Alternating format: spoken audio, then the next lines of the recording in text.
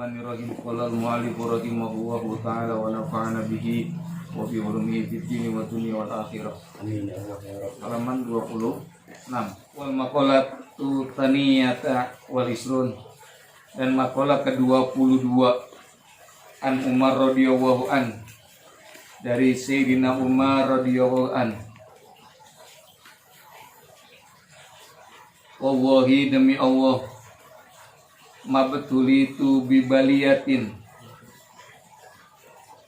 demi Allah tidaklah aku diberi bala atau ujian, bibaliyatin dengan suatu ujian, illa wakana, kecuali ada, illa wa kana lillahi, kecuali ada bagi Allah, alayya, terhadapku, fiha, di dalamnya ujian, aitil kalbaliyah, yakni pada bala atau ujian itu.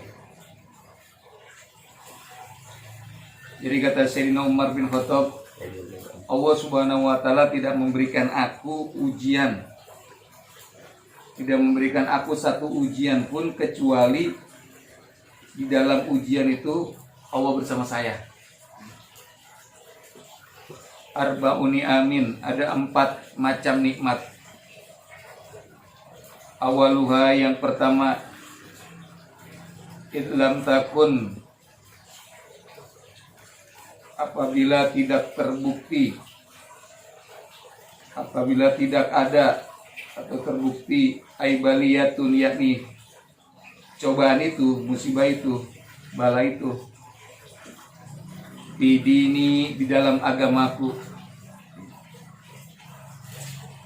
Fa innal imtihana, karena bahwasanya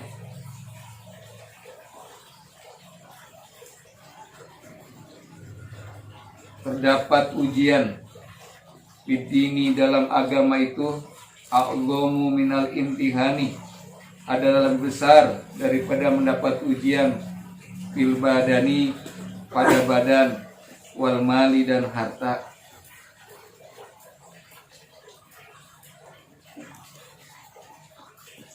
Wasani, dan yang kedua, idlam takun,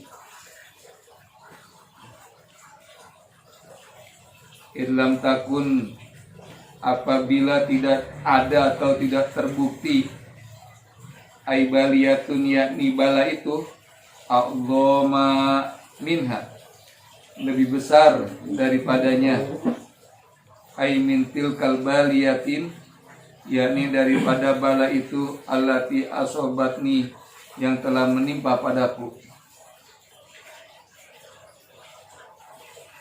Watalitu, dan yang ketiganya, illam takun muharramar ridho, karena tidak terbukti bala itu yang terhalang ridho menerimanya, ay mamnu'ar ridho, yakni yang terhalang ridhonya, biha, dengan bala itu, ay bitil kalbaliyati, yakni dengan bala itu.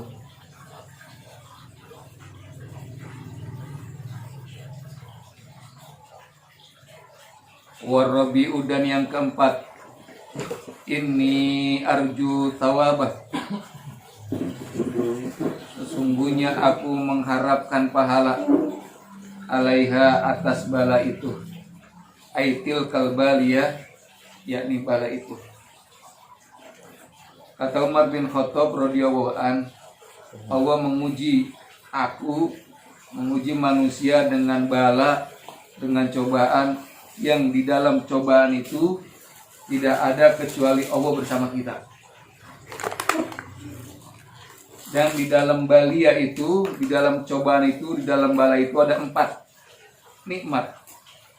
Oke, jangan kita pandang semua balia, jangan kita pandang semua bala, cobaan itu menjadi satu musibah. Tapi ternyata di balik musibah ada 4 nikmat. Yang pertama adalah, kata Umar bin Khattab, apabila cobaan itu bukan pada urusan agama kita, bukan pada urusan agama kita, Karena sesungguhnya ujian yang paling besar itu adalah yaitu ujian yang terjadi di dalam agama kita daripada ujian di badan dan di harta kita. Nih agama kita lagi diuji nih. Jadi bukan coronanya yang menakutkan, tapi bagaimana kita yang takut terhadap corona, bukan takut kepada Allah. Tadinya balanya itu berupa kesakitan badan. Corona kan nanti nyerangnya badan. Corona itu nyerangnya badan kita, harta kita. Gimana diserang badan kita bisa sakit? Gimana diserang badan di harta kita? Masker harganya gila-gilaan. Orang gila aja nggak pakai masker, masker gila-gilaan harganya. Ya. Itu subhanallah. Jadi kan kalau itu nggak berbahaya, tapi yang lebih berbahaya adalah ketika orang takut baliyah itu terjadi kepada agamanya. Itu ternyata. Gara-gara ketakutan yang terlalu tinggi dengan bala penyakit sehingga agamanya hilang begitu ya. Jadi agamanya menjadi lebih parah, lebih dahsyat lagi adalah ketika kita mengalami cobaan terhadap agama kita. Itu nggak seberapa kalau cuma sakit badan gitu kan ya. Mudah-mudahan kita semua dilindungi oleh Allah Subhanahu wa taala. Nggak seberapa itu, tapi yang lebih parah itu kalau agama kita yang menjadi musibah buat kita. Apa-apa kita nggak sembahyang Jumat, tapi lantas jangan nggak sembahyang Jumat, nggak sembahyang Johor. Itu balanya numpuk itu semua itu. Udah kehilangan agamanya, musibahnya karena agamanya hilang. Yang kedua, ya tetap dalam keadaan kita, kondisi kita mendapatkan musibah. Dalam satu hadis diterangkan dalam Tanbihul Ghafilin ketika Rasulullah bertemu dengan Sayyidina Abbas dan Sayyidina Abbas bawa anaknya. Kemudian Rasulullah bilang kepada anaknya Sayyidina Abbas, "Tong, mau nggak lu gua nasihatin?" Itu Nabi, anak kecil aja diingetin. Anak kecil diingetin. Sebenarnya sih bahasanya yang kecil aja diingetin, apalagi yang gede. Buat yang kecil diingetin, apalagi yang gede. Mau nggak lu gue nasihatin Tong, kata Nabi. Kata Ibnu Abbas anaknya, mau ya Rasulullah. Apa kata Rasulullah SAW itu?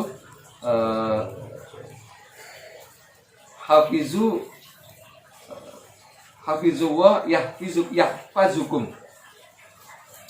Kata Rasulullah, jagalah Allah, Allah akan jaga kamu. Jadi kalau di situ diterangkan jaga nyawa itu kita menjaga Allah dengan apa? Jalani semua perintah Allah Subhanahu wa taala. Berarti kita menjaga Allah. 5 waktu kita jaga. Masa mustahil kalau 5 waktu kita jaga. Jadi jangan dijaga-jagain doang, tapi dikerjain gitu. Jagain, wah alhamdulillah saya masih dengar ajan Johor. Bayangnya kagak gitu kan. Itu namanya jagain ajan doang. Tapi menjaga Allah Subhanahu wa taala adalah menjalankan perintahnya. Semua yang perintah-perintah Allah kita jalankan, ya sholat, ya puasa, ya zakat dan lain-lain sebagainya kita laksanakan. Masa mustahil Allah akan jaga kita? Kan gitu. Kita ketemu sama orang setiap hari 5 kali kita ketemu dengan sopan dan santun. Setiap hari minimal kita ketemu tuh sama orang tersebut 5 kali. Pak, sehat. Ntar sore Pak, sehat. Masa ilah kan begitu kita susah dia kagak nanyain kita. Lah kemana nih? Biasanya nyapa gua. Oh lagi susah banget. Susah kenapa? Ini nggak ada di. Pakai dulu tuh. Karena kenapa? Karena kita menjaga Allah Subhanahu wa taala, Allah pasti jaga kita. Dan ada lagi yang lebih cakap itu ya. Ta'rifuna Allahu fi roha. Tong kata Nabi, kalau lu kenal sama Allah di waktu lu sehat, Allah akan kenal lu di waktu sempit. Allah kalau lu kenal sama Allah di waktu lu bahagia, Allah kenal lu di waktu sedih. Jadi biasanya nih manusia tipe kayak kita merasa dekat dengan Allah tuh waktu senang apalagi susah. Susah. Istighfar kita sampai ke dalam hati. Itu ketika kita megang duit banyak, apa kita kagak megang duit? Megang duit. Wow. Kalau lagi nggak megang duit istighfar itu astagfirullahaladzim. Astagfirullah, udah nyungsem gitu. Iya. Iya. Tapi sesungguhnya yang Rasul ajarkan istighfar lu kepada Allah itu ingat amamu ketika lagi senang. Karena itu yang susah yang didapetin orang. Lagi banyak duit, senang itu yang susah. Lagi banyak duit, wah maunya ngaji mulu, ayo ngaji, gua jamin semuanya. Itu. Tapi jarang yang begitu. Giliran udah nggak punya duit, itu main ngaji nih. Iya nih, dapatan terus ada makanan. Kamu nemu goreng-gorengan. Kan gitu ya. Itu berarti susah baru ingat Allah. Selalu ajarkan begitu. Tapi begini, dengan satu kondisi tadi Allah Subhanahu Wa Taala, kalau kita mengerjakan apa yang Allah perintahkan, Allah akan jaga kita. Ketika kita meninggalkan apa yang Allah larang, Allah juga akan melindungi kita. Catatannya dengan kondisi sekarang ini ya tetap kita yakin kepada Allah Subhanahu Wa Taala. Bahasanya mah, kalau emang nama kita nggak terdaftar dalam orang-orang yang kena virus corona, sampai botak sariawan pun nggak akan kena. Tapi di situ ada ikhtiar kita, ada usaha kita, ada tindakan preventif yang bahasa kerennya kita itu di situ ada. Jadi ya pakai masker, atau kita kurangi kontak dengan orang-orang yang tidak jelas. Itu kepake. Jadi jangan memaknakan itu secara mentah gitu kan ya. Jadi kenikmatan itu adalah ketika kita tidak temukan di dalam ujian kita tidak menemukan di dalam bala yang Allah berikan kepada kita, itu bukan dalam urusan agama. Yang penting mah musibah bukan urusan agama dah. Karena kalau musibahnya tentang urusan agama itu paling rusak.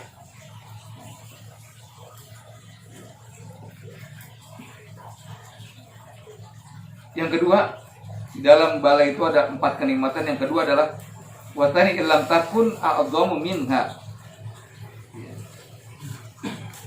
Keduanya adalah bala itu tidak ada yang lebih besar daripada yang menimpa diri kita, kecuali tadi tuh yang menimpa pada urusan agama kita. Kalau cuma sakit biasa, tapi kalau ninggalin puasa itu yang luar biasa. Itu bala yang lebih dahsyat. Kalau kita cuma sakit paling 3 hari, 4 hari, 5 hari baik. Tapi kalau kita ninggalin sholat 5 waktu, 1 waktu aja yang kita tinggalin, itu bukan 5 hari siksanya. Artinya balanya itu lebih besar daripada bala yang ada di dunia. Dan yang ketiga, di dalam bala itu lam takun muharramar ridho.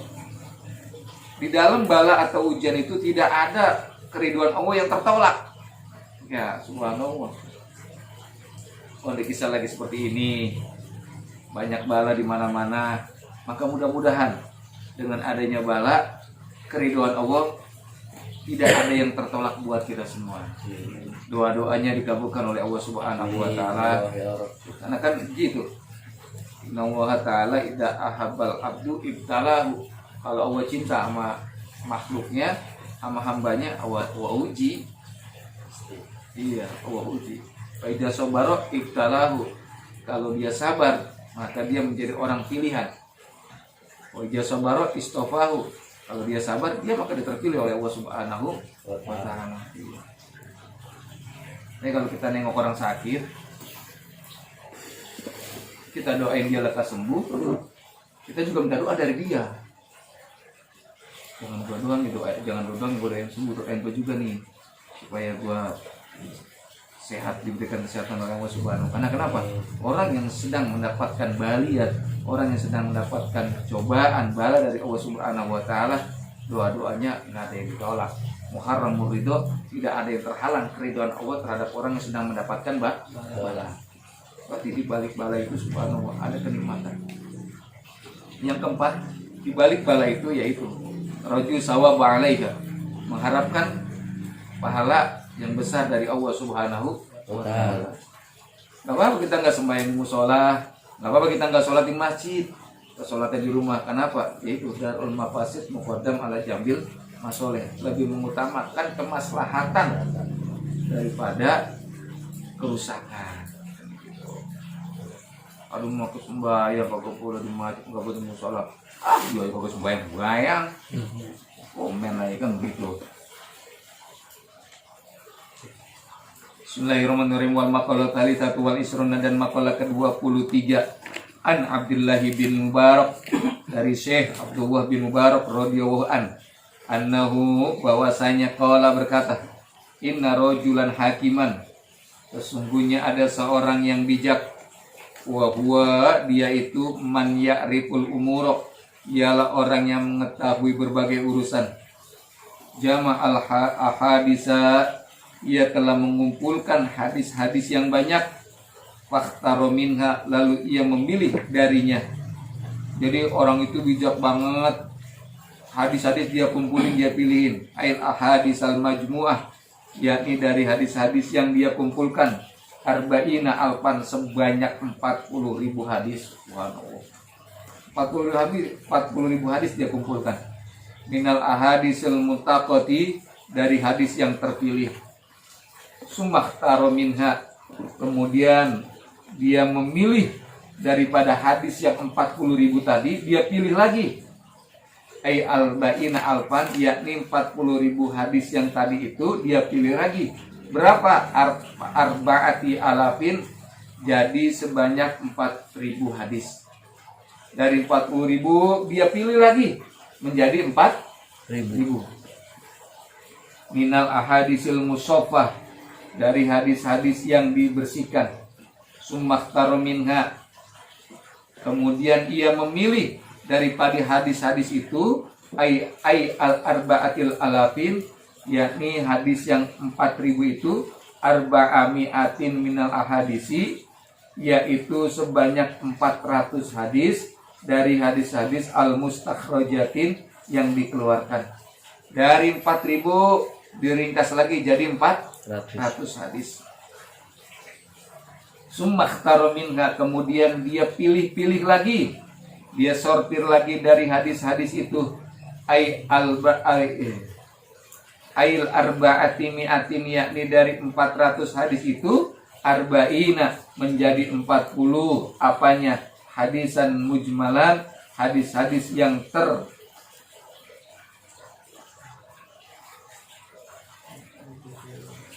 terhormat. Sumakhtaro minha, kemudian ia memilih dari hadis itu, ay al arba'ina, yakni yang 40, arba'a kalimatin, sebanyak 4 kalimat, ay yakni arba'u jumalin, 4 jumlah, minal ahadisil mustakhlasati, dari hadis-hadis yang telah disaring. Ihdahunna, salah satu dari 4 kalimat itu, la tasikon nabi imro'atin, janganlah kamu terlalu percaya terhadap orang perempuan. Ayla tatma'inna ilaiha, yakni janganlah kamu merasa tenang kepada imro'ah. Wala ta'taminnaha, dan jangan percaya kepada imro'ah, ala kulli halin, dalam semua keadaan. Bala budali rojulin, tetapi mesti bagi seorang laki-laki, minal girrati, mempunyai kecurigaan, ay karahati, yakni tidak menyukai, syirkatul ghairi fi hatihi, bercampur orang lain di dalam haknya. Dari berapa tadi? 40.000 ya? 40.000 hadis disaring jadi 4.000. Dari 4.000 disaring jadi 400. Dari 400 disaring jadi 40. Dari 40 disaring menjadi 4 kalimat. Kalimat yang pertamanya adalah, janganlah kalian terlalu percaya sama orang perempuan. Oma itu mobil jangan 100% percaya. Jangan merasa kamu tenang kepada perempuan, jangan terlalu percaya sama perempuan. Ala kulli hal, dalam semua hal jangan. Sisipkan berapa persennya untuk tidak percaya kepada orang perempuan. Itu harus. Begini kalau orang perempuan, kadang-kadang kalau kita 100% kita percaya sama dia, kadang-kadang bang si Anu tadi ngomong gini-gini, itu kalau kita tangkap tuh 100% aja, kita kadang bisa berantem sama tetangga itu. jadi benci akhirnya. Maka sisipkan beberapa persen terhadap diri kita untuk tidak percaya. Itu udah teori kita iya-iyain aja udah. Padahal kita kagak percaya, udah jangan jam orang nggak begitu, ya. Yang penting kita kagak begitu, sama tetap begini. Nah itu dia. Yang begitu tuh nggak boleh kita percaya. Waktu Nabi meninggal, Sayyidatina Khadijah Al-Kubra radhiyallahu anha, Nabi tuh ditawarin dua itu, satu janda, yang satu Siti Aisyah radhiyallahu anha. Ada orang yang baik banget sama Nabi. Ketika ditinggal Khadijah, dia masakin. Siapa itu saya lupa. Ditawarin, Nabi udah nikah lagi sama janda ono. Sama janda. Tapi malamnya Nabi bermimpi 3 kali berturut-turut. Malaikat datang kepada Nabi, ya Rasulullah, buka. Ada perempuan pakai sutra halus banget. Buka cadarnya nih, kata malaikat Jibril. Nabi buka, inilah calon istri kamu, kata malaikat Jibril. Nabi buka, Aisyah, kamu teman anak gua. Aisyah anaknya siapa? Abu Bakar Siddiq. Kamu teman anak gua. Anak baru 6 tahun. Udah kan? Malam kedua Nabi mimpi lagi. Ya Rasulullah, buka hijabnya. Inilah calon istri ente. Nabi buka, masih Aisyah juga. Rasulullah. Malam ketiga sama. Buka Aisyah juga. Teman Abu Bakar Siddiq, temannya. 3 malam minggu berturut-turut ternyata datanglah siapa sih yang lebih tua. Ya Rasulullah, itu ada janda, kata dia, meninggal sama suaminya, anaknya kagak ada. Ya Rasulullah nikah sama dia. Nah dia yang lengkapin semuanya, dia nih. Dia yang ngebantu full gitu untuk Rasulullah menikah dengan janda itu. Akhirnya Rasul menikah dulu dengan janda itu tuh. Dia yang ngebantu semua, wali-walinya semua dia ngatur, menikahlah Rasul dengan janda itu. Nah, makanya kalau sejarah yang kita sering lihat dan sering baca, Rasulullah dari Khadijah langsung menikah kepada Aisyah. Padahal ada satu janda yang Rasulullah nikahkan sebelum Aisyah. Tapi Rasulullah percaya banget kalau nanti bakalan menikahnya dengan Aisyah. Nggak berapa lama Rasulullah menikah dengan janda itu, kemudian Rasulullah, jadi siapa istri yang kedua tadi, anaknya Abu Bakar Siddiq? Aisyah.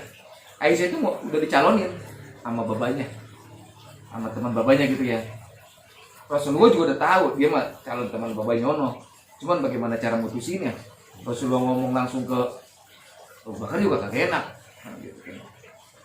Udah ternyata begitu Rasulullah sudah menikah dengan istri yang kedua ini, kemudian Rasulullah dipanggil tuh si Aisyah, dibilang jangan main jauh-jauh, kata dia.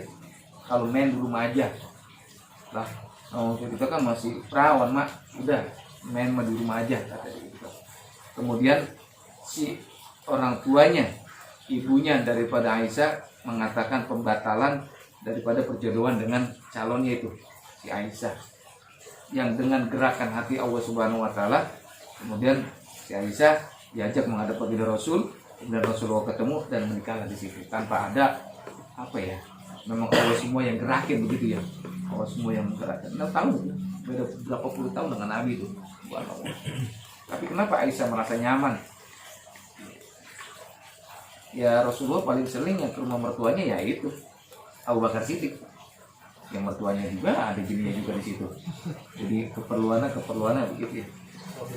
Ini yang udah punya istri, jangan 100% kita percaya sama bini kita. Sisipin 80%, banyak kan 80%. Ya. Disipin lah 40% untuk kita percaya dengan bini kita. Karena kalau kita percaya, kita akan makan omongan orang perempuan. Karena jelas orang perempuan beda sama kita. Kalau orang perempuan lebih kepake kepada perasaan daripada logika. Kalau anak laki lebih pada logika, itu nggak ketemu itu. Kalau orang perempuan mah cuma disangka udah dibentak. Ya tadi aku lewat aku dibentak ini. Kita anak laki jangan itu lewat depan kita ngebiar motor gak bilang, itu mau knalpotnya aja bagus berisik. Gini kita mau laki pakai logika. Iya kan?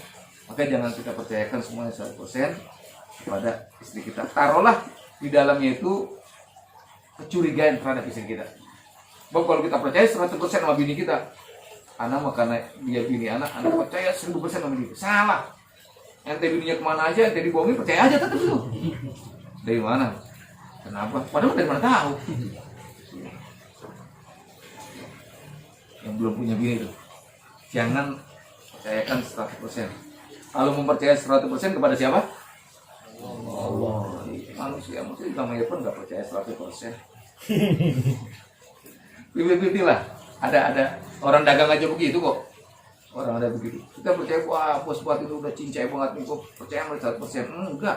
Si bos sama kita pasti ngicipin 10% untuk tidak percaya dengan kita. Pasti. Iya. Yang mana nanti 10% itu bisa mengalahkan 90.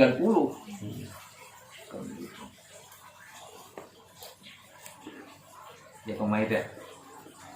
Jangan percaya. Kalau mau percaya sama diri kita cium tangan sama diri kita. Iya, sama diri kita. Kita mau percaya buat diri jangan salah. Wasani la tagot, wasani dan yang keduanya la tagtaron nabil mal. Janganlah kamu tertipu dengan harta benda. Aila tazunnul amna minal hilaki. Yakni janganlah kamu menduga keselamatan dari keselamatan dari kerusakan itu bisa babil mal dengan sebab ada harta. Malam tahfad, kemudian kamu tidak memelihara al-umuro segala urusan. Wal takun mahdu'an, dan janganlah kamu menjadi orang yang terbujuk di kasrotin mal dengan sebab banyak harta. Hati-hati, jangan kita menyangka kalau harta kita ini bisa melindungi kita dari kerusakan apapun. Dan jangan kita menjaga dan jangan kita menduga bahwa sebabnya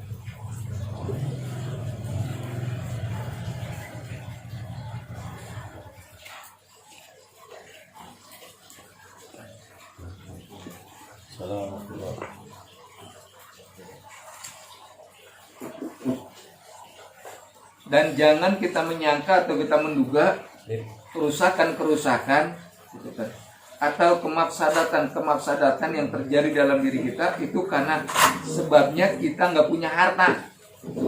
Ya. Jadi jangan menyangka kalau harta itu bisa memelihara semua urusan. Nanti kalau kita menyangka kalau harta ini bisa mengatasi semua permasalahan, harta bisa mengatasi semua urusan, jadi Firaun. Aku Tuhan, mau beli apa aja bisa. Mau beli ini bisa, mau beli itu bisa. Apa Fir'aun tuh kalau ada orang bawa perempuan cakep, dia nikahin, bisa. Lakinya gigit jari. Maka pada masa itu, pada zaman Fir'aun, kalau ada orang laki bininya jelek, seneng dia. Gak bakal diambil sama Fir'aun. Makanya Nabi Musa kan dia ambil. Sama Fir'aun. Karena kenapa? Nah itu karena dia banyak harta. Gue seneng sama dia, lu bawa kemari. Waduh, aja itu anak orang. Tuh, 2 juta satu orang. Ada 5 orang berangkat. Mau apa lagi semuanya yang dia mau minta. Gue pengen Alphard, tuh bawa kemari Alphard. Datang. Karena dia anggap semuanya permasalahan urusan bisa dengan harta, akhirnya dia mengaku Tuhan. Makanya masih mending kita susah. Itu yang nyadarin kita kalau kita nih hamba. Makanya jangan bilang kita mau apa aja, aduh mau ini nggak bisa. Itu sebenarnya menyadarkan diri kita kalau kita ini menjadi orang hamba. Hamba kan lemah. Doib. Gitu ya. Jadi jangan disangka bahwa kita tertipu dengan harta benda dan kita menyangka bahwa segala urusan itu bisa diatasi dengan harta. Nggak bisa. Ketenangan hati, saya bilang hati aja dah. Ketenangan hati itu nggak bisa dengan harta itu. Antum bilang, wah enak banget kali kalau orang kaya mah, mobilnya gede, rumahnya gede, mau ngapain aja tinggal panggil pembantu, mau minum teh manis, nggak kayak kita. Udah ke dapur nyuruh bini marah-marah. Baru pagi nyuci ngepel atau kemarin ambil sendiri. Nah, itu menyadarkan kita kalau kita wah ya hamba banget, hamba susah ya, hamba susah gitu. Tapi kalau dia makan kagak. Makanya banyak orang dunia ini menjadi surganya dia, ya begitu. Gue mau apa aja bisa. Yang penting panggil sebut nama gue 3 kali. Bento, asik. Persetan dengan kelas-kelas kerocok kan begitu. Kenapa? Ada harta. Maka dia susah buat ngingetin kalau orang begitu. Kita pun ngajarin dia. Kita ngajarin dia secara tulus. Apa yang dibilang? Oh, Ustaz paling-paling dong ini amplop itu. Jadi semua standarannya adalah urusannya seolah-olah harta. Ala kulli halin, dalam semua keadaan. Balabuda, tetapi mesti minal ikhtiyati, dari hati-hati, wa min tadzakuril akhirati, dari mengingat pada hari akhir. Itu ya.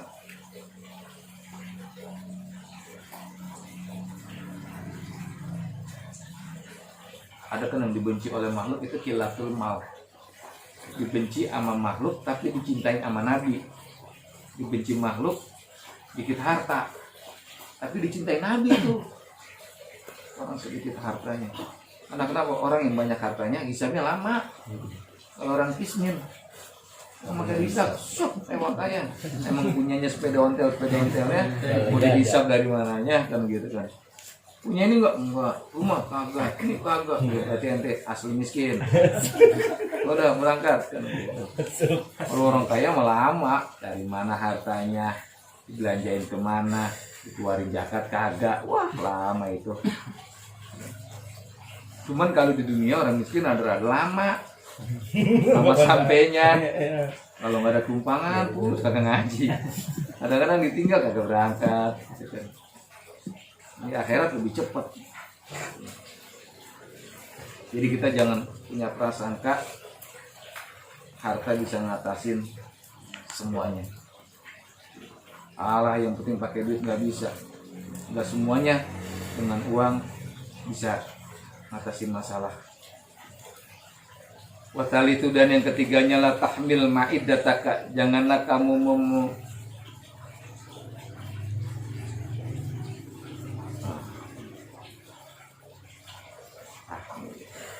la tahmil ma'idataka, janganlah kamu memasukkan ke dalam perutmu mala tutikuhu, apa-apa yang tidak sanggup untuk menampungnya. Allah sallallahu alaihi wasallam aslu kulli da'in barodatun. Telah bersabda Nabi sallallahu alaihi wasallam, asalnya semua penyakit itu ialah kurang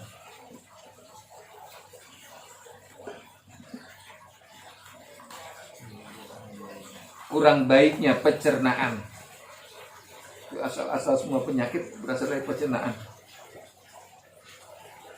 Rawahu Darulqutni, hadis riwayat Imam Darulqutni an Anas, dari Sayyidina Anas wa Ibnu Sini, dan meriwayatkan Imam Ibnu Sini wa Abu Nuaim, dan Imam Abu Nuaim an Ali, dan Imam Ali wa Ibnu Sa'id, dan dari Ibnu Sa'id wa an Zuhriyin, dan dari Zuhri, ai aslu kulidain, maksudnya asalnya semua penyakit, muta'alliqin, yang berkaitan bil ma'idati, dengan lambung, tahmatu ialah tohmah. Apa itu tohmah? Hiya idkhalu ta'ami, ialah memasukkan makanan ala ta'amin, makanannya yang lain. Wa kaja surbun main akbar ta'am, dan begitu pula meminum air sesudah makan. Au bainat ta'amaini, atau di antara dua makanan, qabla hadimil awali, sebelum tercernanya makanan yang pertama. Nih, diajarin sehat kita nih. Yang ketiga, jangan kita, perut kita ini nggak nampung apa-apa yang kita mau gitu ya. Orang lagi begini ya, lagi wah pada nimbun itu. Ya, Masya Allah. Padahal kan perutnya cuma sesuap itu perut kamu. Tapi subhanallah, yang ditimbun 3 bulan. Masya Allah. Karena sesungguhnya perut ini jangan terlalu apa aja dimasukin gitu kan. semakin banyak masuk ke dalam perut kita, semakin banyak juga pertanggungjawabannya dan semakin banyak juga penyakitnya. Karena setiap penyakit itu ya karena pencernaan, kata Nabi. Karena pencernaan yang berkaitan dengan lambung. Orang kalau udah asam lambungnya naik, masuk ada yang stres, asam lambung naik tuh. Lupa kadang-kadang. Karena kenapa? Karena begini biasanya. Makan itu, masukin makanan ke mulut, kemudian belum punya makanan lain, udah masuk lagi tuh. Itu yang pertama tuh. Jadi tahu gitu begitu tuh. Yang ini belum selesai. Gitu ya. Itu yang pertama. Yang kedua, minum air sesudahnya makan. Gitu ya. Makanya kalau orang-orang dulu kalau pengen napas panjang, habis makan jangan langsung minum. Kalau orang-orang dulu tuh, lu makan langsung minum, napas tuh pendek. Begitu orang dulu mah. Gitu. Jadi wakada serbul mai akbal ta'ami, dan begitu pula minum air sesudah makan. Itu hati-hati tuh. Karena kenapa? Makanan yang kita makan itu belum semuanya masuk ke dalam perut atau usus besar kita, belum netep. Udah dihajar lagi pakai air. Padahal kantong air, kantong nasi itu beda-beda. Kan sepertiganya buat air, sepertiga buat nasi, sepertiga buat udara. Iya. Dan yang ketiganya adalah di antara dua makanan sebelum tercerna makanan yang pertama, yaitu kan gitu. Habis makan nasi, makanya kalau orang dulu habis makan apa? Makan nasi. Ini makan tahu, nggak berantem tuh ntar. Orang tua tuh gitu tuh. Bisa berantem tuh. Kalau orang sekarang pintar, mana ada nasi berantem sama tahu. Padahal pada sesungguhnya yaitu makan dua makanan yang sebelum tercerna makanan yang pertama udah masuk lagi makanan berikutnya. Karena kan dia milih-milih makanan ini yang ada perut kita. Kita makan nasi dipilih loh. Yang menjadi saripati, yang menjadi apa? Jadi tenaga kita, ya larinya kemana yang akhirnya jadi tenaga kita, karbohidrat kita. Yang gak bermanfaat jadinya ampas. Ketika lagi ngolah nasi terus, nasi tak ada ikannya dipilih-pilih, belum selesai udah turun lagi kolak, belum selesai turun lagi. Masya Allah. Kata lembur tapi kagak ada lemburannya. Yang banget itu mana? Iya, jadi teorinya janganlah kita memasukkan makanan yang lain ke dalam mulut kita yang ada aja belum selesai. Dan janganlah kita minum sebelum kita menyudahi daripada makanan yang kita makan. Atau jangan kita makan makanan yang belum tercerna lalu kita makan lagi untuk makan yang berikutnya. Nambah.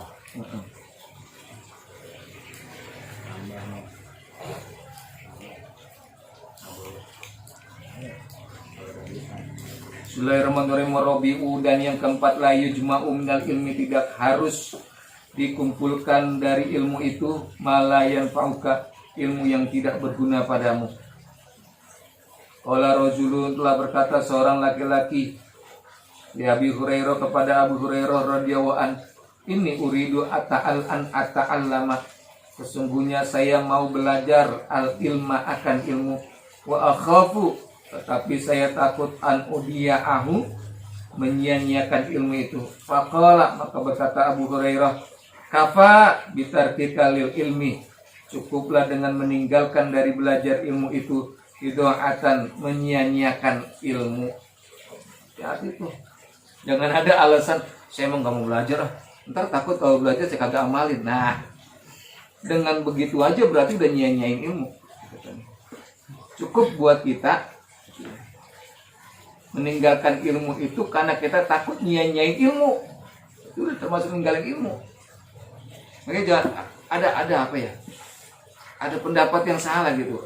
Janganlah daripada kita belajar kalau kita nggak amalin sia-sia ilmu. Iya.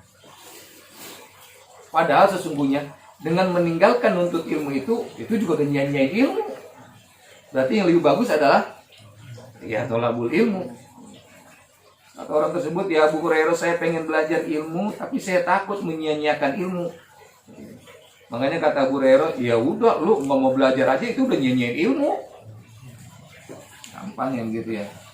Wa qala Imam Syafi'i radhiyallahu an, berkata Imam Syafi'i radhiyallahu an, min makayidil sayatini, termasuk daripada tipu daya setan, tarkul amali, meninggalkan beramal, khaufan, karena takut, min ayyakulan nas, dari perkataan orang-orang, innahu, bahwa sesungguhnya lamarun, benar-benar orang yang riya, li'anna tathhirul amali, karena sesungguhnya membersihkan amal ibadah, min nazagatis syayatin, daripada godaan setan itu, bil kulliyati, secara keseluruhannya, muta'azirun, adalah sulit. Hati-hati itu kata Imam Syafi'i. Termasuk daripada tipu daya setan itu ninggalin amal karena takut riya. Itu mau sembahyang qobliyah Jumat atau sembahyang tahiyatul masjid. Begitu kita berdiri kita bilang, aduh kalau gue sembahyang ntar gue dibilang riya nih. Riya nggak dapat amal. Aku duduk aja dah. Itu aja udah termasuk riya. Udah begitu. Karena kenapa? Sesungguhnya membersihkan amal itu ya termasuk daripada ibadah.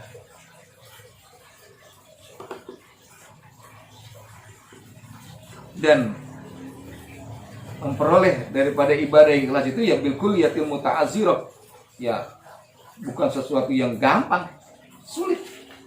Terus saja kalau emang sholatnya kita yang pertama karena nggak ada kesimpulan, biarin. Besok mungkin nggak, karena simpulannya udah nggak ada, kan begitu. Nggak mungkin nanti kita langsung bersih dengan sendirinya aja tanpa yang kita masjid itu kalau bersihkan masjid emang karena punya vakum gede kali gitu ya, langsung sekali pencet busuk. Sampai karpet-karpetnya masuk semuanya. Sampai marbotnya masuk semua ke dalam vakum. Marbotnya ini marbot. Sedotan ada, enggak sekali sedot, enggak. Banyak tahapannya. Ditekan vakumnya, dikelilingin, dulu diputerin, nah itu baru bersih. Orang ibadah juga sama kayak gitu, nggak bisa langsung lipat, nggak ikhlas. Maka ada persepsi yang salah. Emang puncak nilai ibadah tertinggi adalah ikhlas. Ikhlas itu berarti khalasa yakhlisu, bersih, murni. Kalau kita beribadah bersih, murni karena Allah, itu termasuk ikhlas. Tapi kan kita nggak langsung bisa begitu. Kita nggak langsung bisa lari bang, dari jalan dulu. Nggak bisa langsung jalan bang, dari berangkang dulu. Nggak bisa berangkang bang, dari ngesot. Nggak bisa ngesot, dari apa itu, ngedakom dulu, rondang-rondang begitu. Kalau ada orang bilang langsung, saya ini langsung enggak, saya emang nggak pakai berangkang dulu hidup saya. Saya langsung bisa jalan. Hebat itu baru orang. Nggak ada orang bilang, saya bilang langsung ikhlas kepada Allah, nggak ada. Pasti ada tahapan itu. Kenapa antum sedekah 2000 ikhlas? Karena emang terbiasa dengan 2000. Nah, ikhlas 2000 tuh. 2000. Kalau 2000 merasa berat, waduh saya nggak bingung bagaimana itu ya. Berat banget ini. Kalau 2000 aja berat, ikhlasan namanya di mana itu, mungkin 1000 kali ikhlasnya. Kenapa kita sedekah 50.000 ikhlas? Namanya tahu kayaknya enteng sama tuh sudah 500.000 karena terbiasa 500.000 kasih aja. Begitu dia keluar 500 biasa. Iya, dengan bilkulliyat muta'azir, dengan kuliah ya keseharian yang tidak gampang, sulit. Iya. Ngaji biarin karena gak enak dulu lah. Ngaji gak enak datang kemari. Kalau kita ngaji udah datang, kita belum datang kagak enak. Biarin begitu dulu, biarin. Karena kita tidak langsung kepada puncaknya amalia, yaitu ikhlas, nggak sampai ke situ, bertahap dulu. Kata Imam Syafi'i. Jadi meninggalkan amal karena takut riya itu termasuk riya, masuk kena tipu daya setan. Pinteran banget orang, setan mondok juga, setan ngaji juga, setan kuliah juga, kok bener itu, bener setan. Udah nggak usah ditulis hamba, nggak usah ditulis nama, udah tulis aja hamba Allah lah, biar kelihatan lo ikhlas. Begitu. Jangan sodako ya. Alhamdulillah kita dapat sumbangan dari Pak Parto 500.000 rupiah. Pak Partonya lagi nunduk berdiri tuh. Padahal nggak ada nyuruh berdiri. Orang panggil namanya kan begitu. Orang, oh iya Pak Parto ya. Duduk lagi, duduk lagi. Ada yang disebut lagi. Oh nggak disebut-sebut nih kan gitu ya. Oh iya. Ini kok nggak disebut-sebut. Gua tuh. Cuma bilang begitu sih dia nggak sombong, cuma takut yang nggak disebutin, dia khawatir yang nggak nyebut ini nggak amanah. Takut nggak disebutin dimakan duitnya. Dia cuma pengen ngedengerin namanya disebut. Alhamdulillah.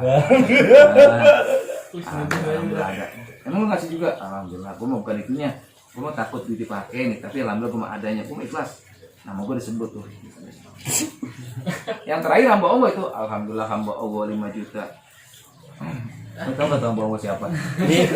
Kagak ditanya. Hamba Allah itu gua. Sengaja gua tulisin hamba Allah supaya gua ikhlas. Nah, udah nggak ikhlas. Makanya ya aja. Tapi itu masih bagus. Dalam rangka proses. Biarin aja begitu. Oh iya alhamdulillah. Apa? Boleh. Biarin aja. Besok lama-lama ya gak usah cantumin nama. Lama-lama gak usah berdiri kalau disebut namanya. Jadi disebut namanya boleh, nggak disebut juga boleh, pakai hamba Allah juga boleh.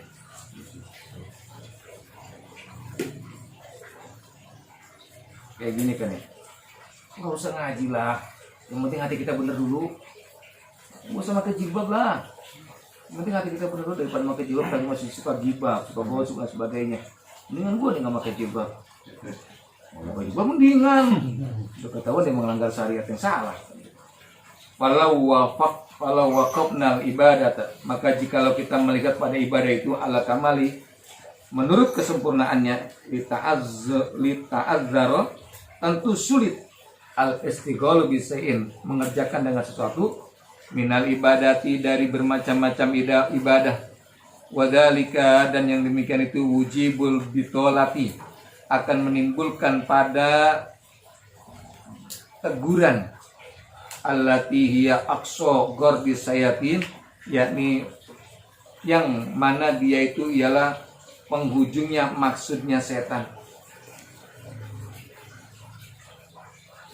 Walidha qala ba'dhum, dan karena itu berkata sebagian para ulama, siru ilallah, berjalanlah kamu kepada Allah arzan, dalam keadaan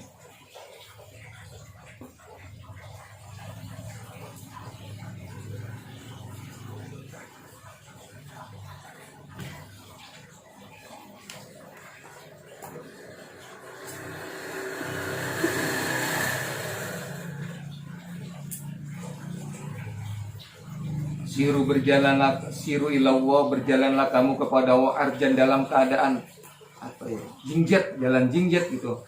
Wa maka siron, dan hilang semangat.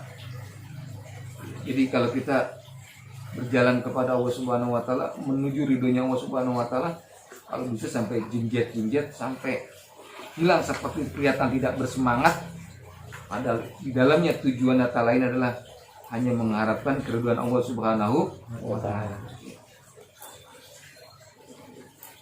Jadi hati-hati, jangan tertipu daya dengan ikhlas. Orang kita juga puasa berat kok. Nungguin ikhlas mah.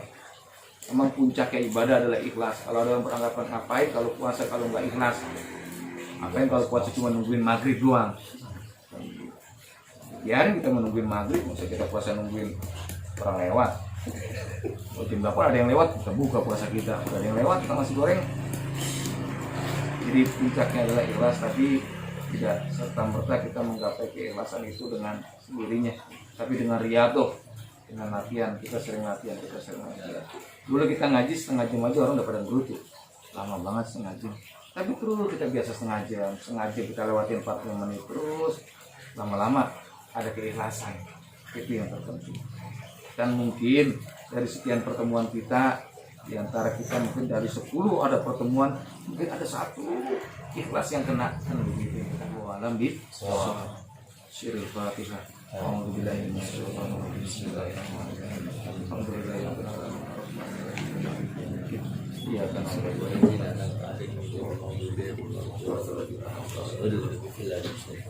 Sekarang kita baca Fatihah dan Ikhlas dan Yunus untuk keluarga besar kita. Ini pengajian Senin, ini pengajian pemuda Pocong. Mudah-mudahan Allah Subhanahu Wa Taala lindungi anak kita, istri kita, orang tua kita, jamaah kita dari bala pada saat ini dan menimpa bangsa kita. Mudah-mudahan Allah lindungi kita semua. Mudah-mudahan Allah Subhanahu memberikan keberkahan di balik semua musibah yang Allah berikan kepada kita. Al-Fatihah ini terkabul wal maqbul wa tamamul Assalamu wal afiyah. Amin. Allah ya. Al-qabul wal ijabah. Al-Fatihah. Alhamdulillah minasyaitonir rajim. Bismillahirrahmanirrahim. Alhamdulillahirabbil alamin. Ya dalam ya dalam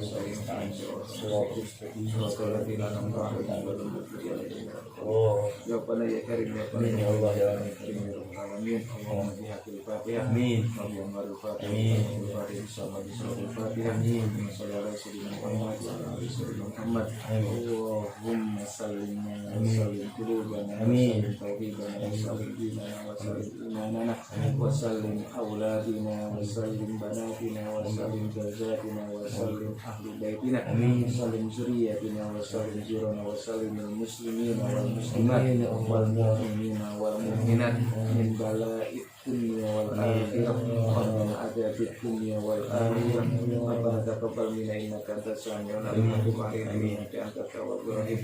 Allahumma barik lana fi auladina wa la tadhurhum wa qina bi'afwika warzuqna birahmah. Rabbana ighfir lana wa li walidina warhamhum kama rabbayana shighara. Rabbi hab lana min as-solihin. Rabbana atina fid dunya hasanah wa fil akhirati hasanah wa qina adzaban nar. Sallallahu alaihi wasallam Muhammadin nabiyil ummi wa ala alihi wasallam. Alhamdulillahirabbil alamin. Terima kasih. Assalamualaikum warahmatullahi wabarakatuh.